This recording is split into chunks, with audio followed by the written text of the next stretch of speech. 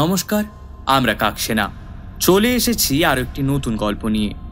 আজকের গল্পটি কাকসৈন্য সৌরভ দাসের লেখা একটি ফ্যান ফিকশন কাহিনী, তারানাথ তান্ত্রিক ও 108 নরবলি। চলুন গল্পটি শুরু করা যাক।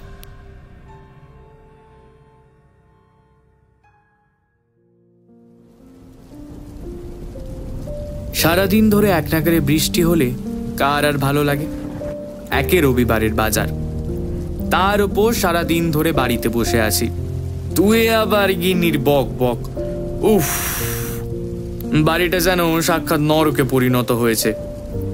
আর পাচ্ছিলাম না, একেবারে দম বন্ধ হয়ে আসার জোগাড় যখন হলো, অমনি দেখি দরজায় কে যেন কড়া নাড়ছে।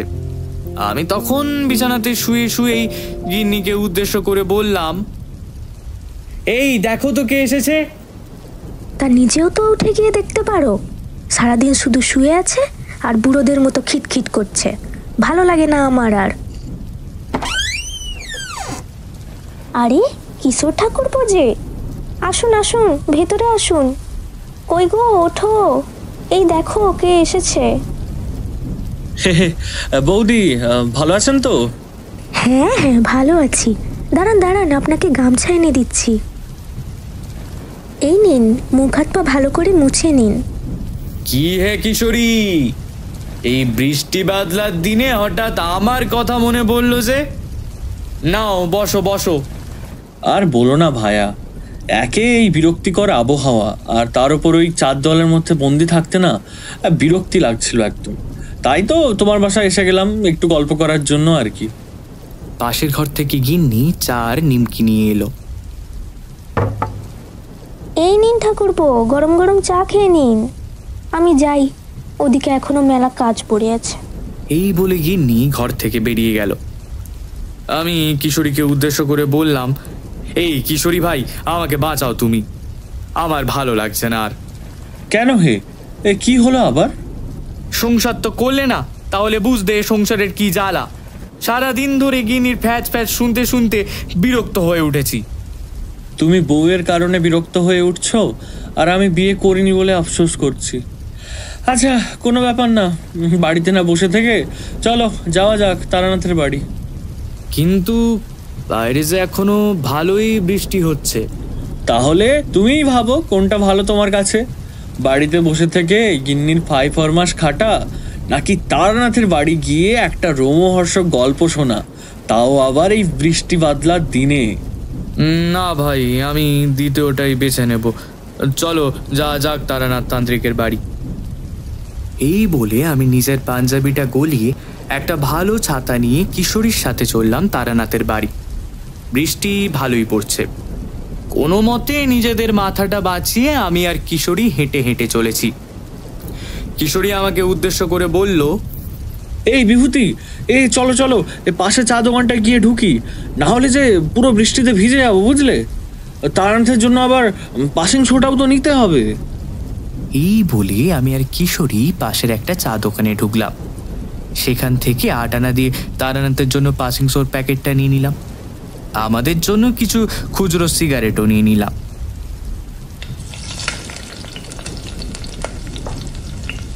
এরপর দেখি দোকানে গরম গরম ফুলুরি ভাজা হচ্ছে।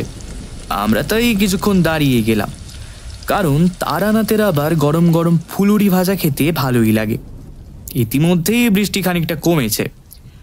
সিগারেটগুলোকে এবং ফুলুরিগুলোকে ভালো করে পেপারে বেঁধে নিয়ে আমরা আবার ছাতা মাথায় দিয়ে চললাম মঠ লেনে তারানাথ তান্ত্রিকের বাড়ি। ততক্ষণে আমরা অনেকটাই ভিজে গিয়েছিলাম।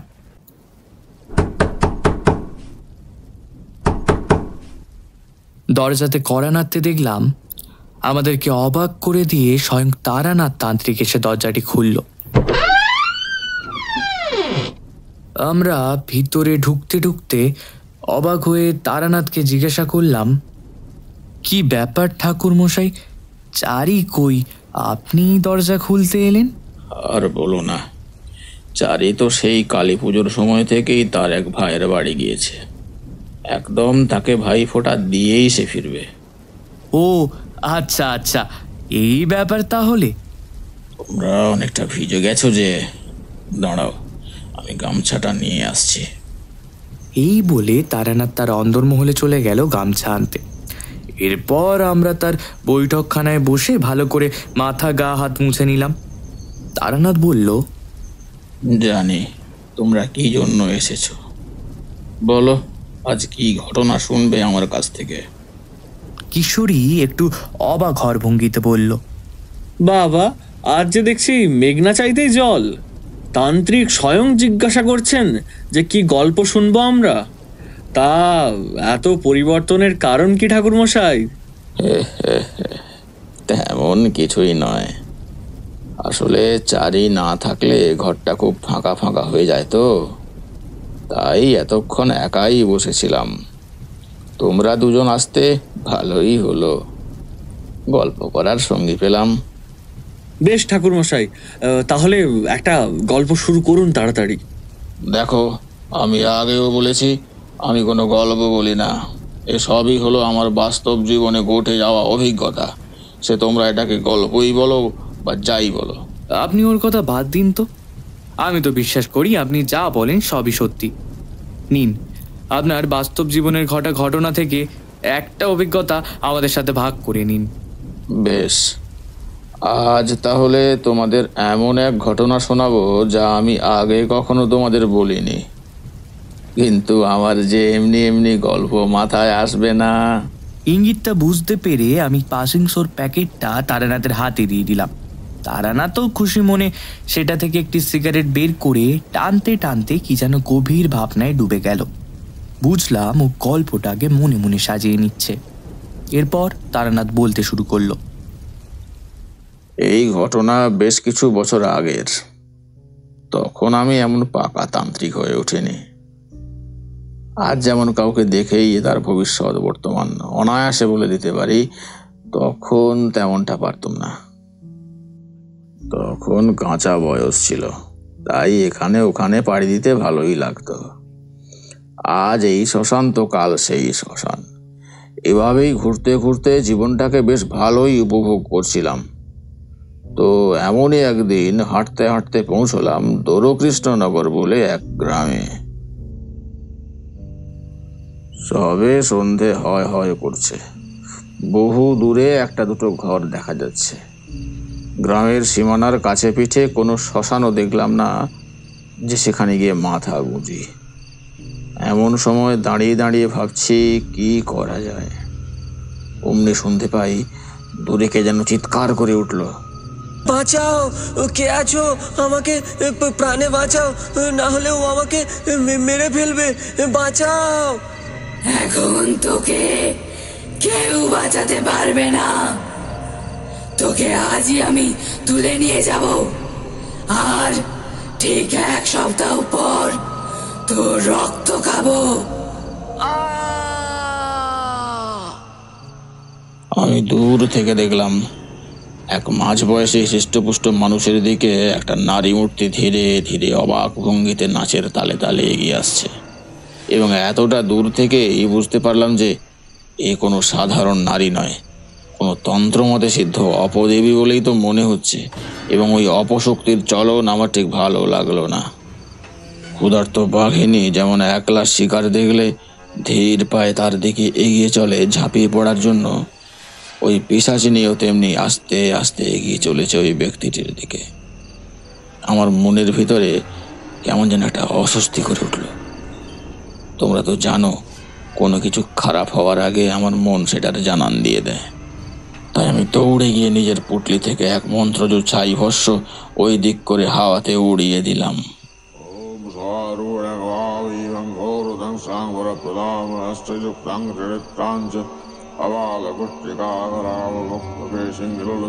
নারী মূর্তিটি তখনও আমাকে খেয়াল করেনি, কিন্তু যেই না আমি মন্ত্রপুত ছাই হাওয়াতে ছড়িয়ে দিলাম, অমনি দেখি তার রক্তচক্ষু দ্বারা আমার দিকে একবার ভয়ঙ্কর ভাবে তাকিয়ে গর্জন করতে করতে হাওয়াতে অদৃশ্য হয়ে গেল।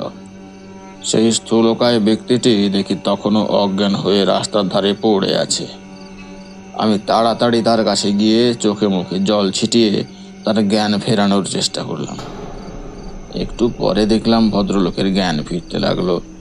সে মিটমিট করে তাকাতে তাকাতে আতঙ্কের সুরে বলতে লাগলো, বাঁচাও বাঁচাও, ও আমাকে মেরে ফেলবে, বাঁচাও। আরে আরে, তুমি শান্ত হও তুমি। ও চলে গেছে, আমি তাড়িয়ে দিয়েছি ওকে। ভয় পেও না, তুমি এখন সম্পূর্ণ নিরাপদ। কিন্তু আপনি কে সাধুজি? এইভাবে হঠাৎ করে এসে আমার প্রাণ বাঁচালেন। নমস্কার, আমি তারানাথ চক্রবর্তী। কিন্তু তুমি আমাকে একটা কথা বলো তো, এই পিশাচিনী তোমাকে আক্রমণ করতে আসছিল কেন? আমাদের গ্রামে সমূহ বিপদ এসে পড়েছে সাধুজি। আমাদের গ্রামের বহু লোক একের পর এক মারা যাচ্ছে। আজ হয়তো আপনি না এলে আমারও সেই একই অবস্থা হতো। এখন মনে হচ্ছে আপনিই পারেন আমাদের রক্ষা করতে।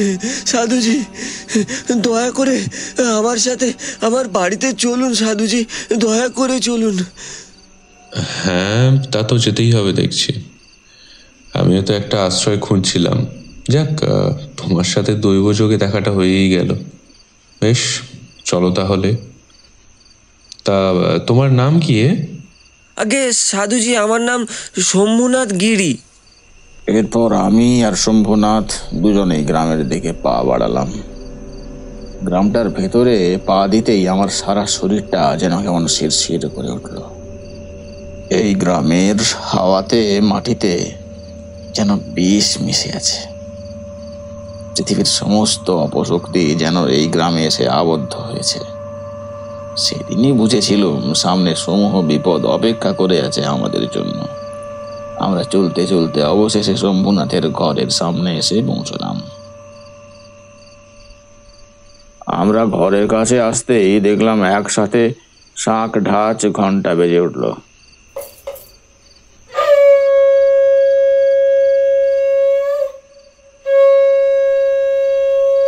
দেখলাম শম্ভুনাথের স্ত্রী সন্ধ্যা দিচ্ছে। সন্ধ্যাবেলাতে তুলসী তলায় ধূপ প্রদীপ দেখানো হলো সম্পন্ন গৃহস্থ বাড়ির লক্ষণ। আমাদের দূর থেকে আসতে দেখে তুলসী তলায় দাঁড়িয়ে থাকা শম্ভুনাথের স্ত্রী আমাদের উদ্দেশ্যে বলে উঠল, কে গো, বাবুর বাবা এলে নাকি? হ্যাঁ, আমি গো গিন্নি, এই দেখো কাকে সাথে করে নিয়ে এসেছি। এরপর শম্ভুনাথ যতটা সংক্ষেপে পারা যায় নিজের গিন্নির কাছে সন্ধেবেলায় তার উপর হওয়া সেই পিশাচিনীর আক্রমণ এবং কেমনভাবে আমি শম্ভুনাথের প্রাণ বাঁচালাম সেই বিবরণ দিতে লাগলো। সব কথা শুনে তো শম্ভুনাথের বউয়ের কাঁদো কাঁদো অবস্থা। সে আমার পা ধরে বারবার বলতে থাকে, ভগবান আপনাকে পাঠিয়েছেন বাবা আমাদের উদ্ধার করার জন্য। আপনি না থাকলে আজ আমি বিধবা হয়ে যেতাম। আপনি সত্যি আমাদের কাছে ভগবান বাবা। আরে আরে আরে আরে, এ কি করছো? এত উতল হওয়ার দরকার নেই। ওঠো ওঠো ওঠো ওঠো। তুমি সতী সাবিত্রী মা। তোমার সিঁদুরের জোরই তোমার স্বামীকে রক্ষা করেছে। আমি তো নিমিত্ত মাত্র। এরপর পাশ থেকে শম্ভুনাথ বলে উঠল, আচ্ছা গিন্নি, হয়েছে, এবার নাও। উনি অনেকটা রাস্তা ভ্রমণ করে এসেছেন, ওনাকে খেতে দিতে হবে না? নাও নাও, এবার ওঠো দেখি। এরপর শম্ভুর বউ তার চোখের জল মুছতে মুছতে বলল, আচ্ছা আচ্ছা, হ্যাঁ গো আমি যাচ্ছি। ইস, একেবারে খেয়াল করিনি। তুমি বাবাকে নিয়ে ঘরের মধ্যে যাও, আমি রান্নাঘরের দিকে যাচ্ছি। এরপর শম্ভুনাথ আমাকে তাদের ঘরের ভেতরে নিয়ে গেল। আমি মুখ হাত পা মুছে আমার জন্য ঠিক করা নির্দিষ্ট ঘরে বসলাম। মোটের ওপরে ভালোই ছিল বাড়িটি। অর্থাভাবের কোনো লক্ষণ বাড়িটিতে চোখে পড়ল না। শম্ভুনাথ তার ছেলের সাথে আমাকে আলাপ করিয়ে দিল। কথা বলে দেখলাম সেও তার বাপ মায়ের মতোই ভালো। বাড়িতে কোনো ভৃত্যগোছের লোক চোখে পড়ল না। বুঝলাম বাড়ির সব কাজই শম্ভুর বউ একা হাতে করে। খাবার তৈরি হতে অনেকটা রাত হয়ে গেল। আমি আর শম্ভুনাথ যখন বসে খাচ্ছিলাম তখন শম্ভুনাথকে উদ্দেশ্য করে বললাম, আচ্ছা শম্ভুনাথ, আমাকে একটা কথা বলো তো। এই পিশাচিনীর উপদ্রব ঠিক কবে থেকে শুরু হয়েছে তোমাদের গ্রামে? আগে গুরুজি, 2 বছর তো হবেই। হ্যাঁ, সে কি বলো, 2 বছর? তা কতজন মারা গিয়েছে ওই পিশাচিনীর হাতে? আগে সেটা তো আমি ঠিক বলতে পারবো না সাধুজি। আপনি বরং এক কাজ করুন, কাল ঠাকুর মশাইকে একবার জিজ্ঞাসা করবেন। ঠাকুর মশাইটা আবার কে বলো তো? আমাদের গোটা গ্রামের একমাত্র পূজারী তিনি। অতি সৎজন ব্যক্তি এবং ভীষণ ভালো মনের এক মানুষ। তা ঠাকুর মশাইয়ের নামটা কি? আগে নগেন ঠাকুর। ও হ্যাঁ, একটা কথা, তিনি নাকি আগে আপনার মতো সাধু সন্ন্যাসী ছিলেন নিজের যুবককালে। এখন তেনার বয়স হয়েছে, একটা পাও অকেজো, তাই এখন ওই মন্দিরের পূজা অর্চনাই করেন। বলেন কি মশাই, তাহলে তো কালই দেখা করতে হচ্ছে ওনার সাথে। তা কি নাম যেন বললেন ওনার? আগে নগেন ঠাকুর। আপনি কাল ওনার কাছ থেকেই ওই অদ্ভুত নারীর ব্যাপারে শুনে নেবেন। তারপর খাওয়া দাওয়ার পর্ব শেষ হলে আমি শুয়ে পড়লাম। সারাদিন অনেকটা পথ চলার ফলে আর শরীরে বল নেই, তাই ঘুম ভাঙলো একদম পরের দিন সকালবেলা।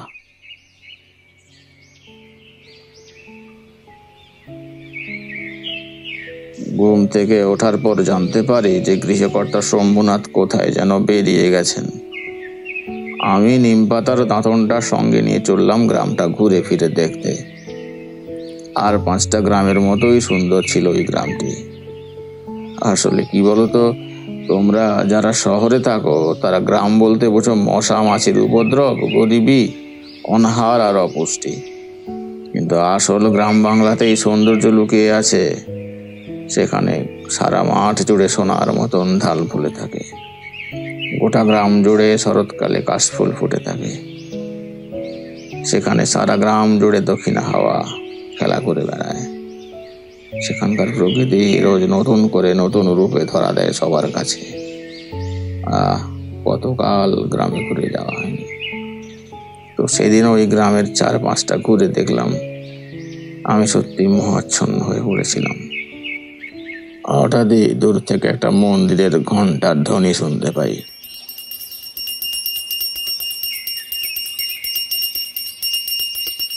সকালের আরতি হচ্ছিল। একজনের গুরুগম্ভীর কণ্ঠে মন্ত্রপাঠও শুনতে পাই।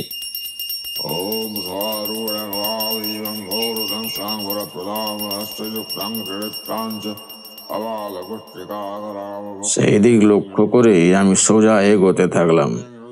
গিয়ে দেখি এক অপূর্ব সুন্দর মন্দিরের সামনে আমি দাঁড়িয়ে আছি। সিঁড়ি দিয়ে মন্দিরের উপরে উঠতে হবে। আমি মন্দিরের সিঁড়ির সামনের প্রথম ধাপে যেই না পা দিয়েছি, অমনি আমার সারা শরীরটা শিরশির করে উঠল। মনের ভিতরে কেমন যেন একটা বিপদের ঘন্টা বেজে উঠল। তোমরা তো জানো, যে কোনো বিপদের আগমন হলে আমি সেটা অনেক আগেই জানতে পারি। কিন্তু ঠাকুরমশাই, আপনি তো একবার বলেছিলেন যে মন্দির আর শ্মশান হলো এক অতি পবিত্র স্থান।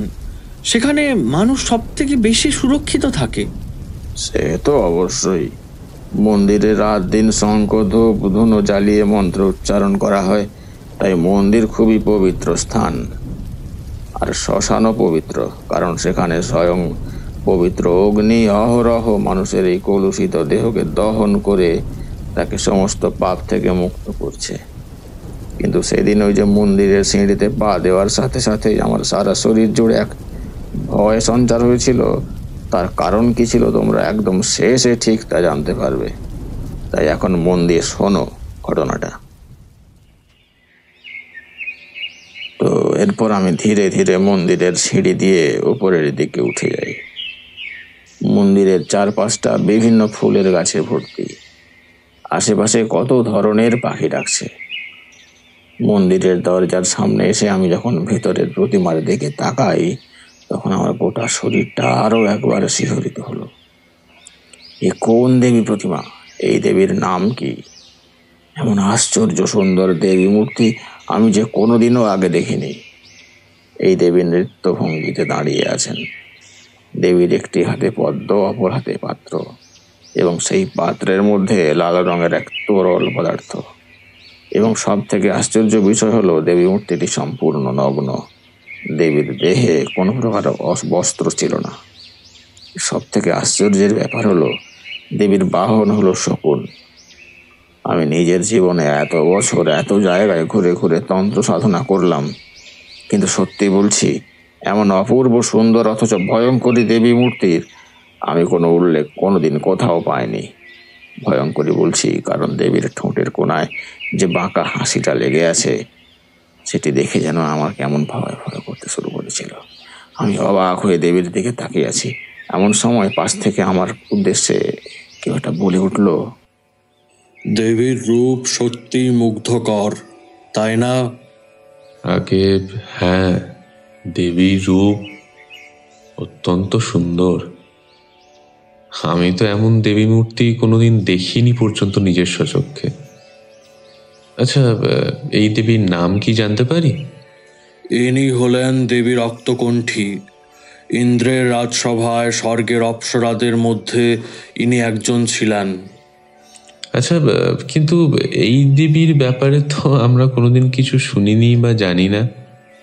এর কারণ হলো এনার ব্যাপারে সমস্ত তথ্য পুরাণ থেকে মুছে ফেলা হয়েছে। কিন্তু তার আগে আমাকে আপনি আপনার পরিচয়টা দিন দয়া করে। আপনি কে? ও হ্যাঁ, কি আশ্চর্য! দেখো তো, এতক্ষণ পরিচয়টাই দেয়া হয়নি। আগে, আমি তারানাথ চক্রবর্তী। আমি একজন ভবঘুরে। কাল সন্ধ্যায় বেলায় এই গাঁয়ে এসেছি। আপনি? নমস্কার, আমি নগেন্দ্রনাথ ঠাকুর। এই দেবী রক্তকণ্ঠীর মন্দিরের একজন অতি সামান্য পুরোহিত আমি। ও আচ্ছা, আপনি নগেন ঠাকুর। আসলে আমি কাল রাতে শম্ভুনাথের বাড়িতে এসে উঠেছি। ওর কাছে আপনার ব্যাপারে অনেক কথাই শুনলাম। এও শুনলাম যে এই গায়ে নাকি এক অশরীরী পিশাচিনীর আগমন হয়েছে। এমনকি আমাকে শম্ভুনাথ এটাও বলল যে আপনিই আমাকে এই পিশাচিনীর ব্যাপারে একমাত্র সবটা বলতে পারেন। কিন্তু আপনি এইসব জেনে কি করবেন? দুদিনের জন্য গায়ে এসেছেন, ঘুরুন, থাকুন। গ্রামের এইসব বিপদের মধ্যে আপনি নিজেকে জড়াবেন না। আপনি আমাদের গ্রামের অতিথি বলে কথা, তাই আমি চাই না আপনার কোনো রকম ক্ষতি হোক। সে বিষয়ে আপনি নিশ্চিন্ত থাকুন ঠাকুরমশাই, আমার কিছুই হবে না। বলতে পারেন আমি যৎসামান্য তন্ত্র সাধনাও করি। কি বলেন মশাই, আপনি তন্ত্র সাধক? আরে আগে বলবেন তো। সত্যি স্বয়ং মা রক্তকণ্ঠী আপনাকে এই গাঁয়ে পাঠিয়েছেন আমাদের রক্ষা করার জন্য। জয় মা রক্তকণ্ঠীর জয়, জয় মা, মাগো। দেখুন, আমি শুধুই চেষ্টা করে দেখতে পারি, বাকি তো সবই মায়ের ইচ্ছা। আচ্ছা, এবার আমাকে আপনি দয়া করে সবটা খুলে বলুন দেখি। বেশ, আপনি মন্দিরের ভেতরে আসুন, মায়ের সামনে বসেই আলোচনা করা যাবে। সেই মতো আমি হাত আর পাটা পাশের পুকুরের জলে ধুয়ে নিয়ে মন্দিরের ভিতরে প্রবেশ করলাম। চারপাশে ধূপ ধুনোর মিষ্টি গন্ধে মনটা ভরে উঠল। এরপর সেই দেবী মূর্তির সামনে বসে নগেন ঠাকুর আমাকে পুরো ঘটনা খুলে বলতে লাগলেন। দেখুন, এই সব শুরু হয় প্রায় 2 বছর হলো। আপনি বোধহয় আমাদের গাঁয়ে আসার আগে একটা ছোট নদী দেখেছেন। এই নদীটি জঙ্গলের সাথে যুক্ত, তাই বছরে 1-8বার প্রায় হিংস্র পশু, এই যেমন ধরুন বাঘ, নেকড়ে, সে ঢুকে পড়ে আমাদের এই গ্রামে। তো আজ থেকে 2 বছর আগে এক শীতের সকালে হঠাৎই এই গ্রামের এক ভাগ চাষি হারাধন গ্রাম থেকে বেমালুম উবে গেল। অনেক খোঁজাখুঁজি করার পরেও তাকে কোথাও আর খুঁজে পাওয়া গেল না। এর পরের মাসে সজলা নামের একটা মহিলা উধাও হয়। তার পরের মাসে একটা 10 বছরের বাচ্চা ছেলে গ্রাম থেকে উধাও হয়। প্রথমে আমরা ভেবেছিলাম নদী পেরিয়ে বোধহয় কোনো বাঘ গ্রামে ঢুকেছে, সেই এসব করছে। কিন্তু গ্রামের লোক এই সমস্ত নিরুদ্দেশের পেছনে একটা মিল খুঁজে পায়। সেটি হলো, প্রতিটা মানুষ যারা নিখোঁজ হচ্ছিল তারা সবাই ঠিক অমাবস্যার কিছুদিন আগেই নিখোঁজ হচ্ছিল। তখনও কেউ ওই পিশাচিনীর ব্যাপারে জানতো না। কিন্তু একবার অমাবস্যা থেকে ঠিক 1 সপ্তাহ আগে অখিলেশদের বাড়িতে রাতে এক ভয়ঙ্কর ঘটনা ঘটে যায়। সেই থেকে আর কারোর জানতে বাকি থাকলো না যে এই সব নিরুদ্দেশের পেছনে কে দায়ী। সেদিন রাতের ঘটনাটা আপনাকে খুলেই বলছি, শুনুন। অখিলেশ দিনমজুর ছিল, সারা দিন ধরে খাটতো আর সন্ধেবেলা খেয়ে দিয়ে ঘুমিয়ে পড়তো।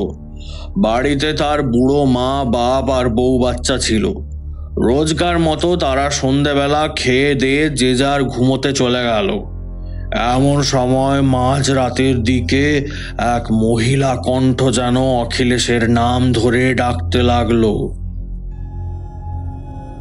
অখিলেশ, অখিলেশ, বেরিয়ে আয়, দেখ আমি এসেছি, বেরিয়ে আয়। হঠাৎই অখিলেশ ওই অশরীরী ডাক শুনে ধীরে ধীরে উঠে দাঁড়ালো। পাশ থেকে তার বউ আর বাচ্চাও ওই ডাক শুনতে পায়। তার বউ মালতী অখিলেশকে বাধা দিয়ে বলে উঠল, এই তুমি এমন উঠে দাঁড়াচ্ছ কেন? কই গো, কি হলো তোমার? কোথায় যাচ্ছ? ওগো ওগো, যেও না গো। কিন্তু কে শোনে কার কথা? অখিলেশ যেন এক ঘোরের মধ্যে টলতে টলতে নিজের সদর দরজা খুলে বাড়ি থেকে বেরিয়ে যেতে লাগলো। তার বউ তার পেছন পেছন দৌড়তে লাগলো। ওদের চিৎকার শুনে অখিলেশের মা আর বাবারও ঘুমটা ভেঙে যায়। কিন্তু বুড়ো বুড়ি যখন সদর দরজায় এসে পৌঁছয় তখন অনেক দেরি হয়ে গিয়েছিল। তারা দেখতে পায় বাড়ি থেকে কিছুটা দূরে অখিলেশের বউ মাটিতে পড়ে গোঁ গোঁ করে ছটপট করছে, আর তাদের ছেলে অখিলেশ দূরে কোথায় যেন একটা মন্ত্রমুগ্ধের মতো হেঁটে চলেছে। আর তার আগে আগে একটা নারী মূর্তি অদ্ভুত ভঙ্গিতে নৃত্য করতে করতে এগিয়ে চলেছে। তারা দৌড়ে গিয়ে নিজেদের বৌমার কাছে যেতেই আবিষ্কার করে তাদের ঘরের বউয়ের গলার শ্বাস নালীটি এই মাত্র কেউ যেন নিজের তীক্ষ্ণ নখ দিয়ে কেটে দিয়েছে, আর সেই ক্ষতস্থান থেকে অবিরাম গল গল করে রক্ত বেরিয়ে যাচ্ছিল। অবশেষে বিপুল আর্তনাদ করতে করতে মালতীর দেহটি ক্রমশ শিথিল হয়ে যায়। নিজের ছেলের এক পিশাচিনীর দ্বারা অপহরণ আর নিজের বৌমার মারা যাওয়াটা অখিলেশের বাবা কিছুতেই মেনে নিতে পারেননি। 1 বছরের মধ্যেই অখিলেশের বাপ মারা যায়। এখন অখিলেশের বাচ্চাটা তার ঠাকুমার সাথেই থাকে। ওই বুড়ির আয়ু যতদিন ততদিন সে তার নাতিকে খাওয়াবে। তারপর ঠাকুমার মারা যাওয়ার পর ওই ননাদ বাচ্চার কি হবে সেটা তো ভগবানই জানেন। এই ঘটনার পর থেকেই প্রায় প্রতি মাসের অমাবস্যার 1 সপ্তাহ আগে ওই পিশাচিনীকে যেখানে সেখানে দেখা যেত, এবং একটি করে মানুষও সেই থেকে অদৃশ্য হলো। এই বলেই নগেন ঠাকুর থামলেন। আমি এতক্ষণ ধরে অবাক হয়ে সেই সব ঘটনা শুনে যাচ্ছিলাম। নিজের কানকে যেন বিশ্বাসই করাতে পারছিলাম না। এই কেমন পিশাচিনী রে বাবা, যে মানুষকে নেশির ডাকের মতো ভুলিয়ে ভালিয়ে নিয়ে যায়, আর সেই সমস্ত মানুষরাও আর কোনোদিনও ফিরেও আসে না। যতটা ভেবেছিলাম পরিস্থিতি দেখলাম তার থেকেও বেশ জটিল। তো এরপর সেদিনকার মতো আমি নগেন ঠাকুরের কাছ থেকে বিদায় নিয়ে উঠে দাঁড়ালাম। একটা জিনিস সেদিন লক্ষ্য করেছি, যেটা শম্ভু বলেছিল যে ঠাকুর মশাইয়ের 1 পা খোঁড়া। আমি আর কারণ জিজ্ঞেস করিনি। আসলে কি বলতো, ব্যবসায়ীকে তার টাকার ব্যাপারে আর রুগীকে তার রোগের ব্যাপারে কোনোদিনও জিজ্ঞেস করতে নেই। মন্দির থেকে ফিরে আসার সময় একটা অবাক করা জিনিস আমার চোখে পড়ল। দেখলাম মন্দিরের পাশের বড় বটগাছটায় বড় 4টে শকুন বসে আছে। তারা যেন আমার দিকে তীক্ষ্ণ নজরে তাকিয়ে আছে। তোমরা আজকালকার ছেলেরা আশা করি কোনোদিনও শকুন দেখোনি। সত্যি বলছি, ওই দিন ওই শকুনগুলোকে দেখে আমার ভেতরে একটা যেন আতঙ্কের ঘুরে উঠেছিল। কি নিষ্ঠুর চাহনি, যেন শকুনগুলোর দিকে তাকাতে পারছিলাম না। আমি তড়িঘড়ি পা চালিয়ে গ্রামের রাস্তা ধরে চলে গেলাম শম্ভুনাথের বাড়ি। বাড়ির সদর দরজাটা দিয়ে ঘরে ঢুকছি, দেখি শম্ভুনাথ আমাকে উদ্দেশ্য করে বলে উঠল, আরে মশাই, আপনি কোথায় গিয়েছিলেন? গিন্নির কাছ থেকে শুনলাম আপনি নাকি সেই সকালবেলা বেরিয়ে গিয়েছিলেন। আরে এই বুঝি আপনার ফেরার সময় হলো? ইস, সকাল থেকে মনে হয় আপনি কিছুই খাননি। আরে না না, ঠিক আছে, তুমি অত ভেবো না শম্ভুনাথ। এ তো একবেলা অনাহারে আছে। নিজের এই ভবঘুরে জীবনে আমার এমনও অনেক দিন হয়েছে যে কখনো কখনো একদিন বা দুদিন সম্পূর্ণ না খেয়েও কাটাতে হয়েছে। আচ্ছা আচ্ছা, সে থাকবে।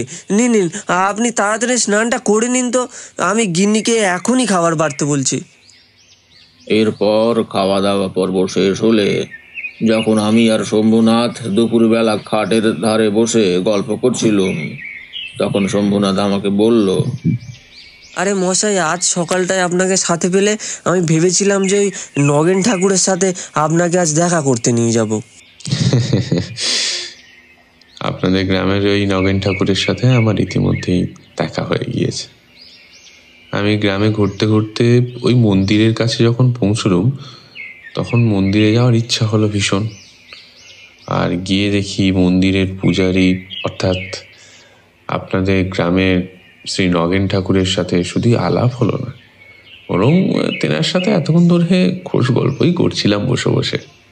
আরে কি বলেন মশাই, আপনি এতক্ষণ নগেন ঠাকুরের কাছে ছিলেন?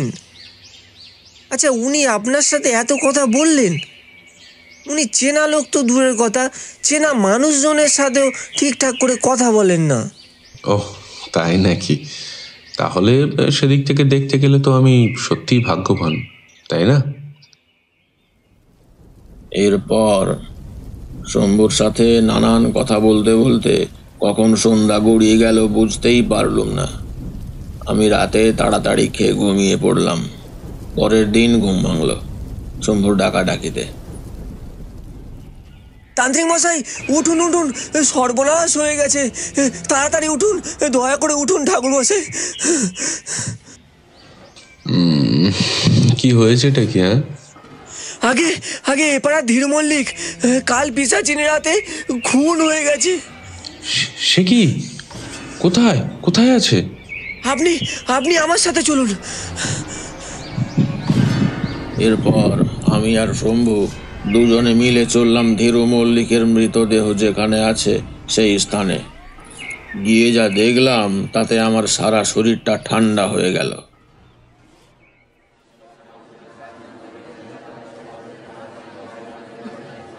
কে যেন ধীরু মল্লিকের সারা শরীরটা চিবিয়ে চিবিয়ে খেয়েছে। তার সমস্ত নাড়ি ভুঁড়ি রাস্তার মাঝে ছড়িয়ে ছিটিয়ে পড়ে আছে।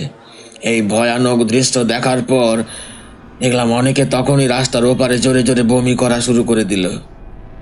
আমরাও ওই পৈশাচিক দৃশ্য দেখে মনটা ভীষণ খারাপ হয়ে গেল আমাদের। ওই স্থানে বেশিক্ষণ না দাঁড়িয়ে আমি আর শম্ভু দুজনে তখন বাড়ি ফিরে এলাম।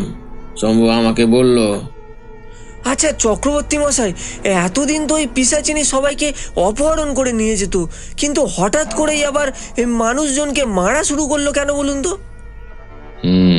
আমিও সেটাই ভাবছি। আচ্ছা শম্ভু, আমাকে একটা কথা বলো তো, একদম প্রথমে কবে এবং কে ওই পিশাচিনীর হাতে মারা গিয়েছিল? একদম প্রথমে, হ্যাঁ, ওই যে 2 বছর আগে অখিলেশের বউ মারা গেল না, অখিলেশকে যখন পিশাচিনী নিয়ে যাচ্ছিল তখন তাকে বাধা দিতে গিয়ে তার বউই তো প্রথম মারা গেল। তারপর থেকে তার অনাথ বাচ্চাটা তার বুড়ো ঠাকুমার কাছেই পালিত হচ্ছে। ও আচ্ছা আচ্ছা আচ্ছা, সেই দিনমজুর অখিলেশ। হ্যাঁ হ্যাঁ হ্যাঁ, নগেন ঠাকুর কাল আমাকে বলেছিলেন ওই ঘটনার ব্যাপারে। 2 বছর আগের মৃত্যু আর কাল রাতের মৃত্যু, এই 2 ঘটনার মধ্যে একটা মিল খুঁজে পাচ্ছি, বুঝলে? আচ্ছা, ওই পিশাচিনী এই গ্রামের উপরে আবার খাপ্পা হয়েছে। ওকে শিকারে কেউ বাধা দিলে ও তার সর্বনাশ করে ছাড়ে। আজ থেকে 2 বছর আগে অখিলেশের বউ এই পিশাচিনীকে বাধা দিতে গিয়েছিল, তাই সে মারা গিয়েছিল।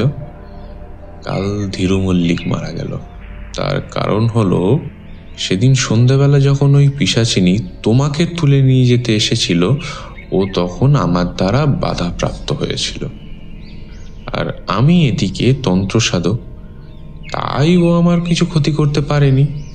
কিন্তু তোমাদের গায়ের লোকেরা তো আর তন্ত্রসাধক নয়, তারা সাধারণ মানুষ, তাই ও তাদেরকে নিজের শিকার বানাচ্ছে, বুঝলে? এবং আমার বিশ্বাস যে এটা সবে শুরু। ওর হাতে আরো কিছু মানুষের মারা যাওয়া এখনো বাকি রয়েছে। কি বলেন মশাই? আচ্ছা চক্রবর্তী মশাই, আমার একটা প্রশ্ন আছে। এই গ্রামে এতগুলো মানুষ থাকতে সেদিন ওই পিশাচিনী সেদিন তোমাকেই তুলে নিয়ে যেতে এসেছিল কেন, তাই তো? আগে হ্যাঁ, এটাই জিজ্ঞাসা করার ছিল। সত্যি আপনি অসাধারণ মানুষ। আচ্ছা কি করে বুঝলেন যে আমি সেটাই ভাবছিলাম? না না, তেমন কিছু না। তোমার চোখ মুখ দেখলে তোমার মনের ভাব বোঝা যায়। শম্ভুনাথ, তোমাকে যেদিন আমি প্রথম দেখেছিলাম সেদিনই বুঝেছিলাম যে তোমার জন্ম অমাবস্যা তিথিতে হয়েছিল। এবং আজ পর্যন্ত যতজন মানুষকে ওই পিশাচিনী অপহরণ করেছে, ওদের সকলেরই জন্ম কিন্তু অমাবস্যাতেই হয়েছিল। এখন আমার মনে হচ্ছে যে ওই পিশাচিনী সব মানুষগুলোকে কোনো এক গোপন জায়গায় নিয়ে গিয়ে কোনো এক নিষিদ্ধ তন্ত্র সাধনা করছে। এ কি বলছেন আপনি? তাহলে যে আমি এখনো সুরক্ষিত নই? ওই পিশাচিনী যে আবার যে কোনো সময় চলে আসতে পারে আমাকে নিয়ে যাওয়ার জন্য। সে বিষয়ে তোমার কোনো ভয় নেই ভাই।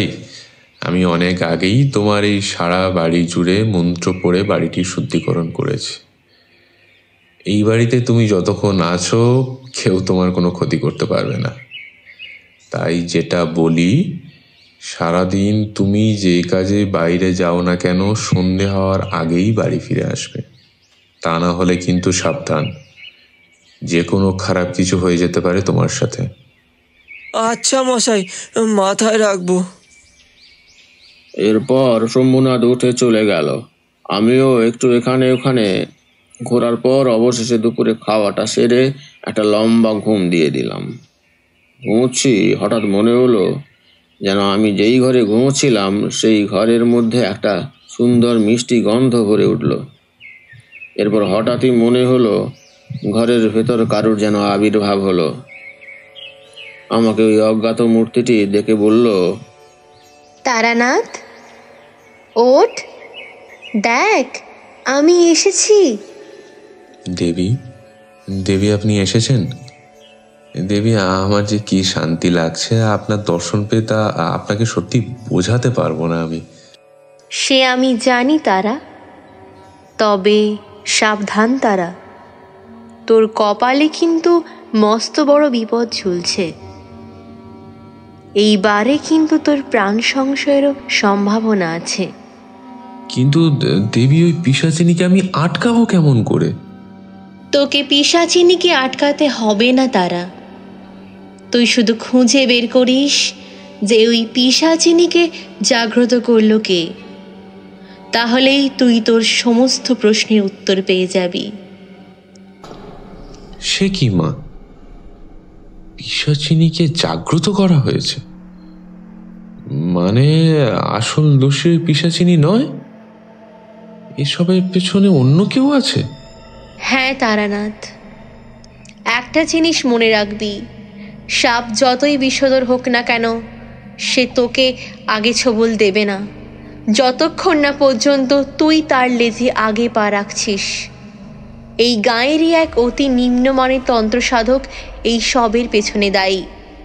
তাকে খুঁজে বের কর তারা, তারপর গাঁয়ের যে শ্মশানে গিয়ে আমার সাধনা করিস, এর পরের কাজ আমি তোকে তখনই বলবো। বেশ দেবী, জয় মা মধুসুন্দরী দেবী, জয় মা মধুসুন্দরী দেবীর জয়। এরপর সারা রাত জেগে নানান পরিকল্পনা করার পর আমি অবশেষে সিদ্ধান্ত নিলাম যে মধুসুন্দরী দেবী আমাকে যা বললেন আমি এই সব কিছু মন্দিরের নগেন ঠাকুরকে বলবো।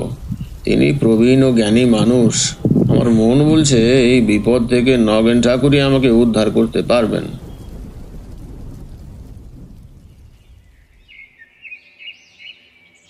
আমি পরের দিন সকালবেলা ঘুম থেকে উঠে স্নান সেরে চললাম মা রক্তকণ্ঠীর মন্দিরের উদ্দেশ্যে। মন্দিরে যথারীতি বামুন ঠাকুর মায়ের আরতি করছেন। আমি ভক্তি ভরে মায়ের সামনে হাত জোড়ো করে দাঁড়িয়ে দাঁড়িয়ে সেই আরতি দেখলাম। এরপর সকালের আরতি শেষ হলে নগেন ঠাকুর আমার সাথে কথা বলতে আসলেন। ও তারানাথ, বলো কেমন লাগলো আমাদের এই গ্রাম? হ্যাঁ ঠাকুর মশাই, ভীষণই সুন্দর লাগছে এই গ্রাম, কিন্তু এই সৌন্দর্যের মাঝেও যে কিছু ভয়ঙ্কর সত্য লুকিয়ে আছে। আর আপনার কাছে আসার একটা কারণ হলো সেই সত্য উন্মোচন। আসলে আমি কিছুটা হলেও ওই পিশাচিনী রহস্যের উন্মোচন করতে পেরেছি ঠাকুর মশাই। সে কি বলছো, কিভাবে করলে?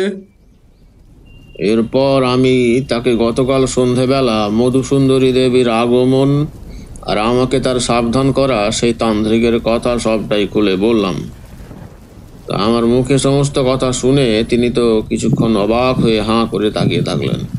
তিনি বিশ্বাসই করতে পারছিলেন না যে আমি 10 মহাবিদ্যার এক দেবী স্বয়ং মধুসুন্দরীর কৃপা পেয়েছি। তিনি আমার সমস্ত কথা শুনে চিন্তাগ্রস্ত সুরে আমাকে বললেন, দেখো তারানাথ, তোমার জন্য একটা সুখবর আছে আমার কাছে। মধুসুন্দরী দেবী তোমাকে যেই নিম্নমানের তান্ত্রিকের ব্যাপারে বলেছিলেন, মানে যে ওই পিশাচিনীকে জাগ্রত করেছে, আমি তাকে চিনি বলে মনে হচ্ছে। সে সত্যিই এ গায়েই থাকে। সে কি বলেন কি আপনি? আপনি চেনেন সেই তান্ত্রিককে? কে সে?